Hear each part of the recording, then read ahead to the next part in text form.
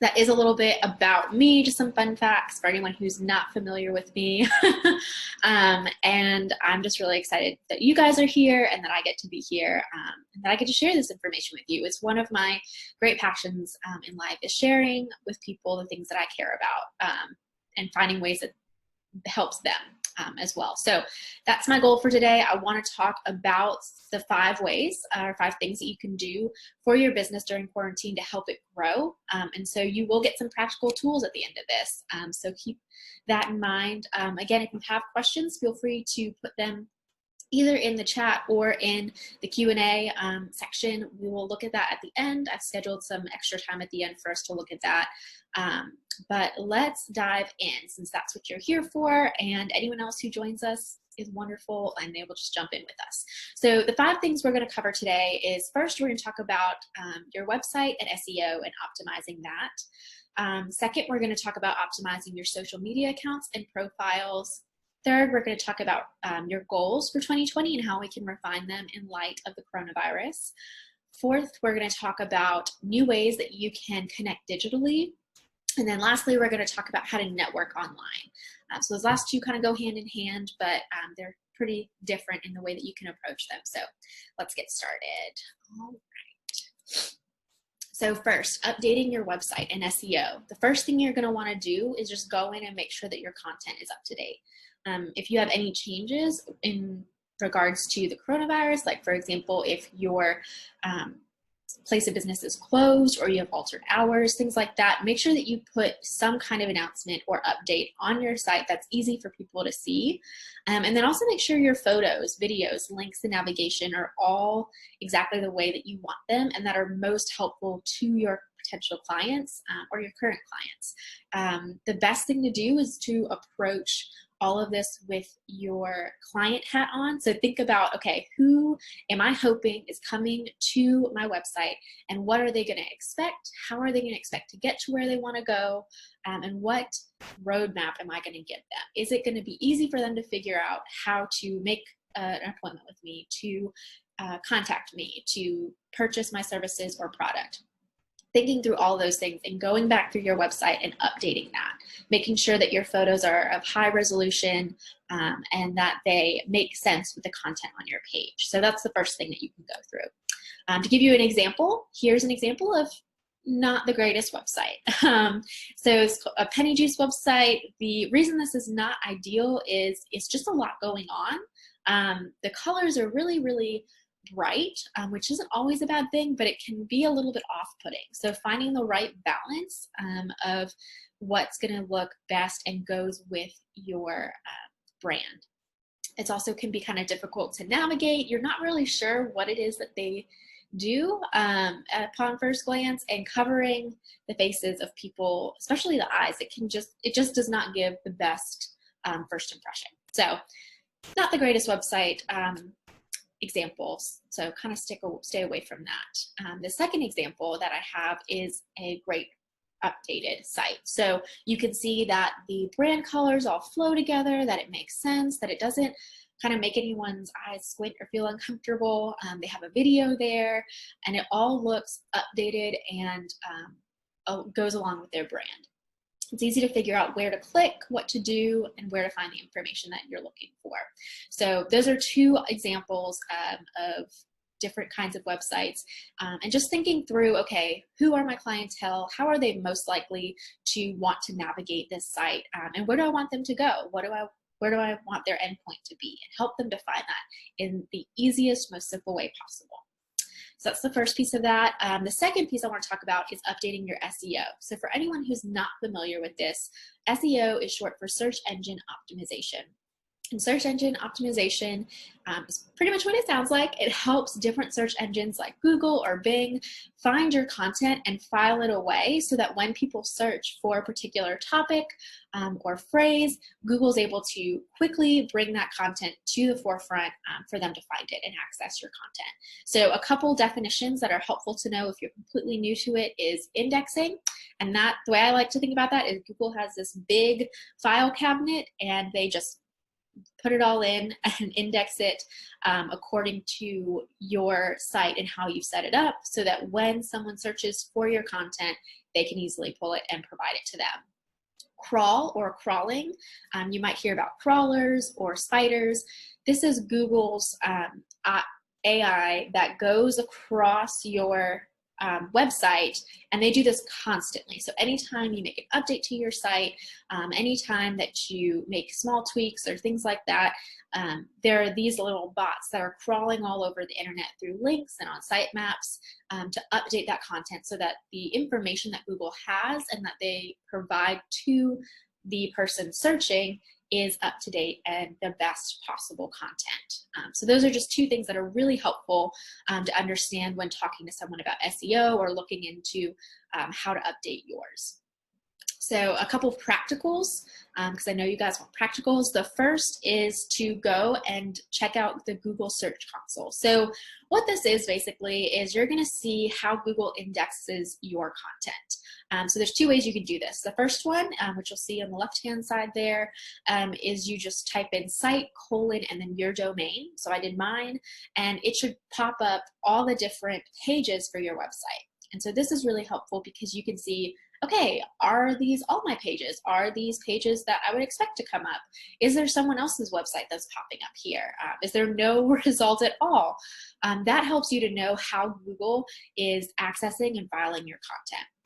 The second piece is that picture on the right, which is the Google Search Console, and they've recently done some serious upgrades on this, which is really cool because so many people have been going in and updating their search content, and SEO, they needed to give people more access to data and things like that. So you can go in, and I do the left-hand, the darker gray box. You put your domain in, and basically it'll tell you whether or not you've been verified with Google.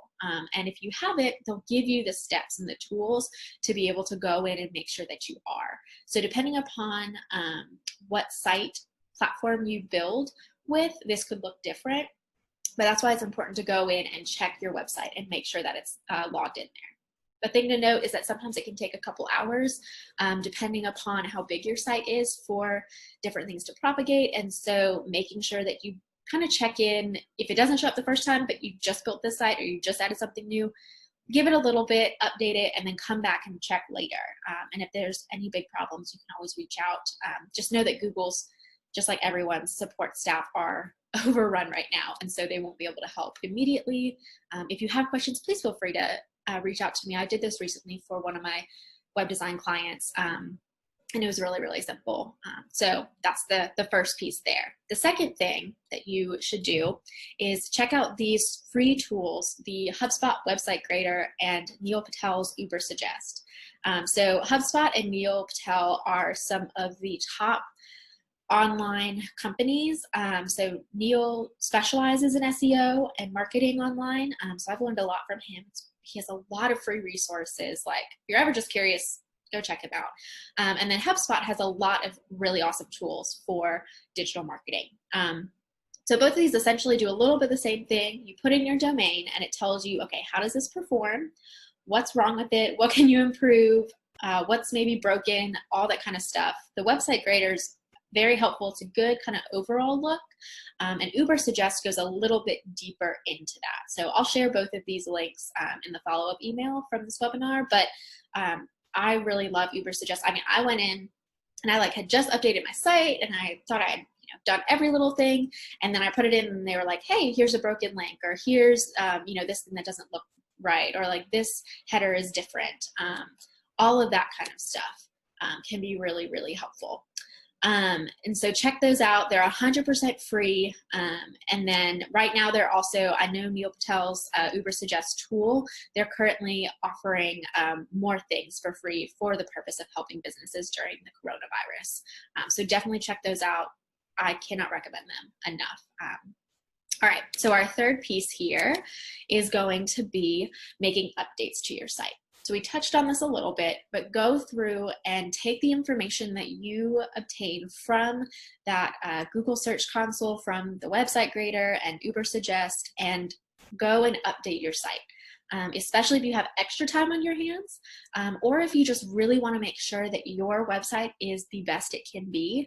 Go in and change your content and your SEO as needed. Do you know that this can take, and normally does take, hours to do depending upon what you have to update? It is a pretty tedious task. So take what you need and what you want to do and break it down over the course of a few hours or a few days, because that can, otherwise it can just get to be a lot. What's really nice about Ubersuggest is they list basically how vital or important a particular issue is. So for example, if you have a site link that is broken, they'll tell you, hey, this is a really high priority because this is currently impacting how Google ranks your content and indexes your content. So go through and make those updates. Okay, so I know that's a lot. That's number one. Let's go on to number two.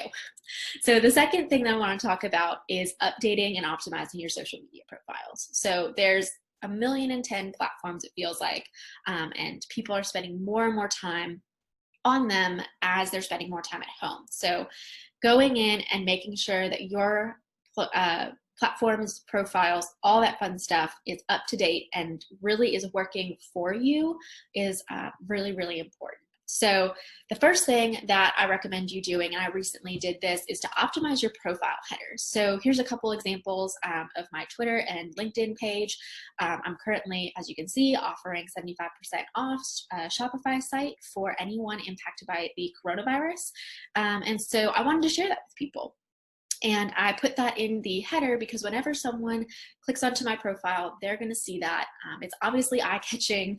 They can't miss it. And so it can be really helpful. So whether it's branded content, whether it's big announcements or marketing materials or anything like that, making sure that your header is of high resolution, that it looks good, that you're thinking intentionally about the design. So for example, on that LinkedIn one on the left, you see that I left a lot of space on that left side because I didn't want it to get covered up by the profile picture. So thinking about those things is really helpful. Not all platforms allow you to edit the header, but being able to go in and do that for the ones that do can really help to promote your content without having to constantly push out posts. So that's the first thing. Really simple, really easy. You can use Canva, which is a free resource for graphic design. It's really, really fun and easy. All right, the second piece is to optimize your profile bios. So this could be going in and making sure that it matches your brand, that it is clear about what you do. Maybe it's just a fun little tweak. Maybe you've had the same bio in your Instagram for years and you're just like, all right, I'm sick of this. Let's update it. All that kind of stuff. Making sure that the URLs that you provide in your bios take your visitors to the places you want them to go. So one really great tool that is also free is Linktree, and it's an Instagram URL that allows you to have multiple links in your URL. So what's great is for free, it looks exactly like you would see on that left-hand side. It has their little branding at the bottom, and it's pretty basic, but it works really well. For $6 a month, you can go to Pro and be able to brand it with your colors, all that jazz. But those can be really, really helpful. The important thing to note here is to make sure that when you're updating your bio that it is specific to each of your platforms. So for example, Pinterest doesn't allow you to use hashtags. Well, you can put them in there, but they're not gonna work in your bio. So there's no point in putting it in there. But Instagram or Facebook or Twitter, it's really great to put those hashtags in there so that people can find your content as well. So checking that out, going in, making sure that you're utilizing each profile as is, best practice. All right, the third piece is to engage on your platforms. And we'll kind of dive into this a little more later too, but taking the time to really make social media social. I know that for some people, this may be like, oh gosh, I don't want to do this. Like I'm just on social media so I can be there. But right now, that's where people are spending their time.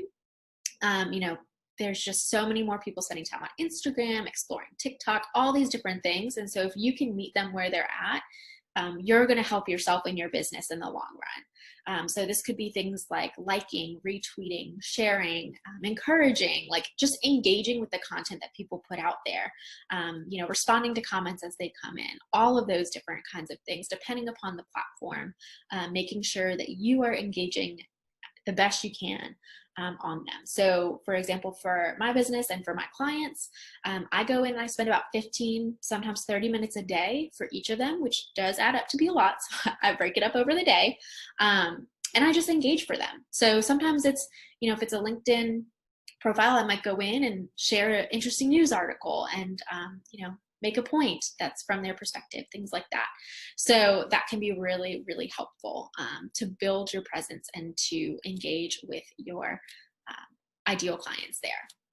All right. The next one is we're going to talk about goal setting. So if you are like me, maybe you love goals, maybe some of you don't. That's okay too.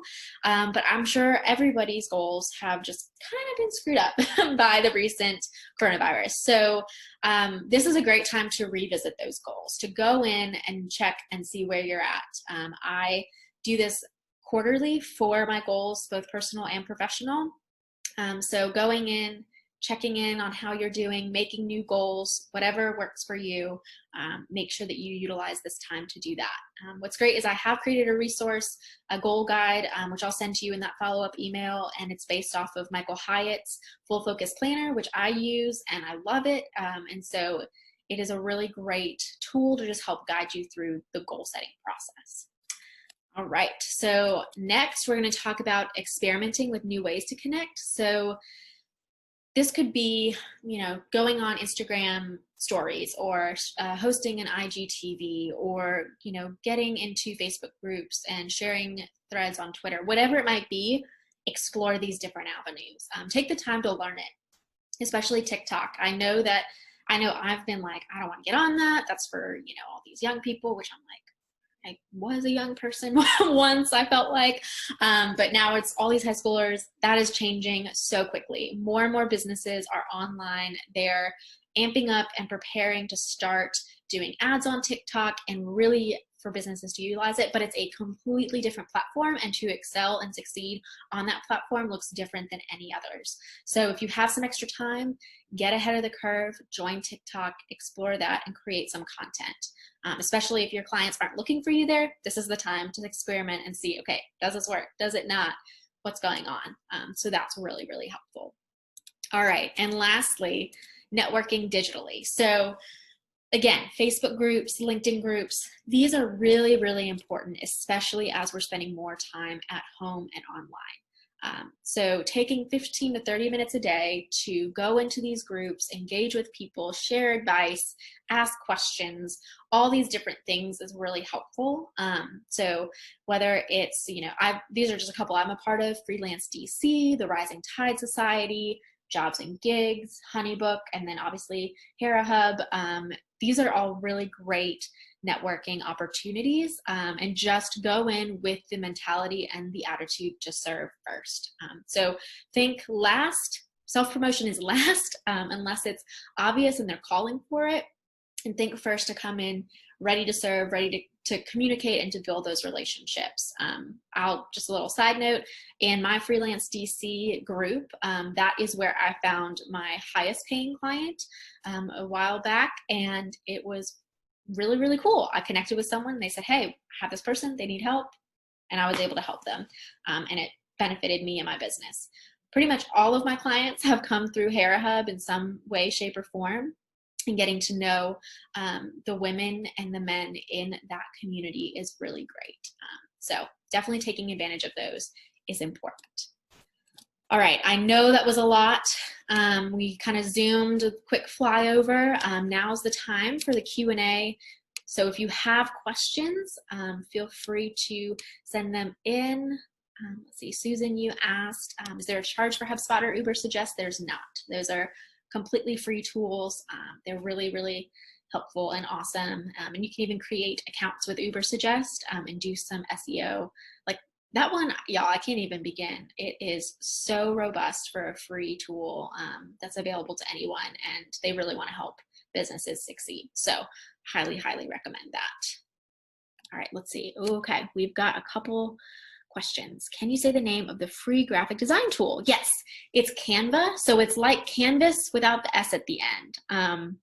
It's 100% free. There are some, it's like a freemium. So, but you can do a lot with that.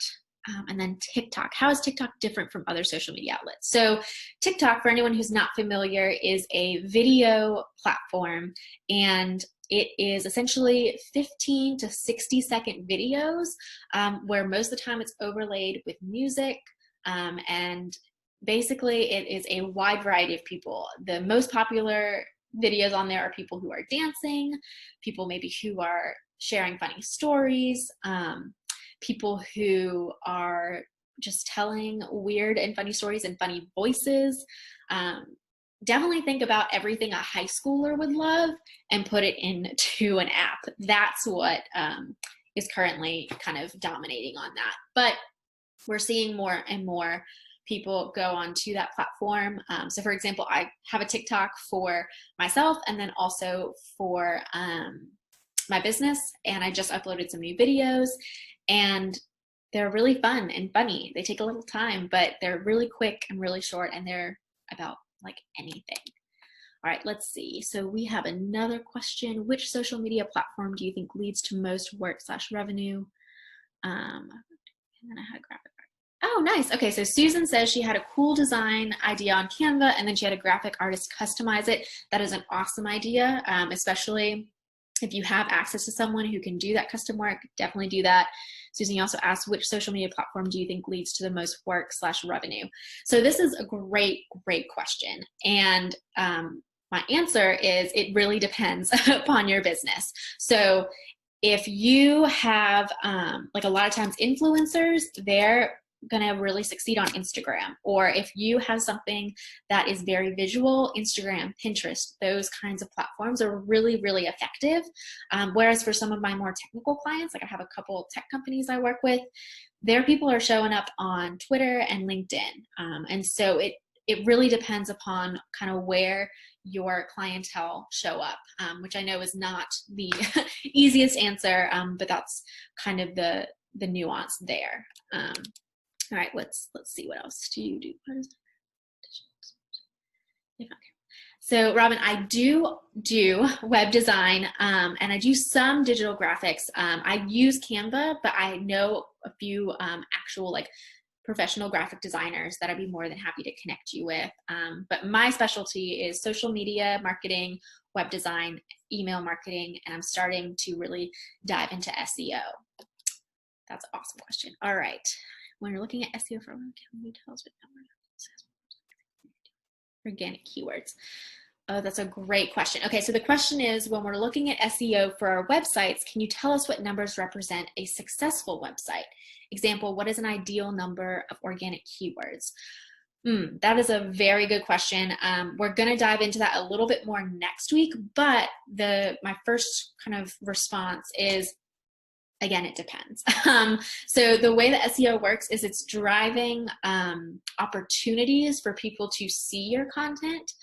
So the best way I would say to say that you have a successful website is if you are within the first page of Google. So if someone types in, let's see, so for me, so for digital marketing strategies, what I ultimately want is if someone says, okay, digital marketing strategy DC, or just digital marketing strategy, I want my website to be one of the top 3 websites that come up on Google in that blue links, because we have the ads and any shopping or anything like that, and then you have the blue links, which are all the organic traffic and links. And so if I want to consider my SEO to be successful, I'm going to show up in those top 1, 2, and 3 spots and use that. The hard thing there is with keywords, it's all about the competition. So for example, if someone like digital marketing strategies is going to be a very, very competitive keyword, whereas maybe, I don't know, female owned Westfall strategies or something, like something that no one's going to be searching for. If I'm ranking and including that in my keywords, I'm going to rank much higher for that. So I know that's kind of a lot. I'm happy to dive into that some more with you, but it really depends upon what keywords you use, and there's not necessarily like an optimal number. And they all cost a different amount as well, which can be really tricky if you're looking into ads and things like that. But as far as how to consider successful is how high can you rank on Google. And something to note there too is it normally takes anywhere from 18 to 24 months for SEO organically to bring about that traffic and get you to that spot.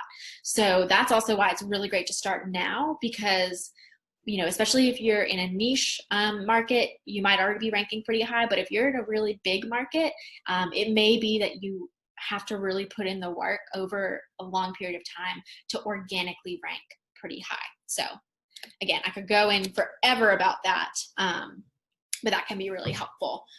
Oh yeah, Julia, great point. Getting reviews on Google also helps you to be on the first page. So anytime that you can get more and more people to talk about your business, and especially talk about it well, whether it's talking about it on Google review pages or sharing their content or your content on their platforms, that will always increase your authority, which will help you to boost up on that as well. So, okay, let's see. I think we've got a couple more. Okay, Robin says, if you are launching a new website, do you have to start from scratch with SEO? The answer is yes. So that's where it's really, really helpful, and where I'm going to encourage you to come back next week, because we're going to talk about not just the keywords that you use, but even how you structure your site. And so if you're starting from scratch, making sure that you're creating your website and your web pages with your SEO in mind is really, really important. So that's an awesome question. To invest a lot of time and money into your website. Okay, so that's a great question. You asked if a huge percentage of your business comes from referrals and your website is a validation of business for new referrals. Do you think it's important to invest a lot of time and money on your website? Oh, Robin, meaning you have okay, so that first question about investing time and money, I would say it is definitely worth the investment. In the sense of having the best structured website that you can. Now, most of the time with SEO, the cost there is really only going to come in if you have different tools that you're using or you're hiring someone to do it. But for the most part, doing that, the really only cost is your time. And then if you do Google Ads is where those keywords can get more expensive. I think setting up your website to be like optimized for your clients is vital, because it's your first impression for a lot of people. Even if they find you through social media, all that kind of stuff, people are going to look at your website and they can make a split decision about whether or not they think you're a valid business and someone worth working with. So I do think it's worth it, but definitely weighing the pros and cons and looking at your budget can be really helpful. All right, so if we're starting with a new website, but you have an old website, so here's what I'll say for that. If you're updating an old website, you don't necessarily have to start over with SEO if you're just updating the content, because you can go in, you can update it, and Google will go in and re-index all of that. If you're starting brand new from scratch with a new domain and everything like that, that's where you really are starting from scratch. So that's a great question. Okay, awesome. I know a couple people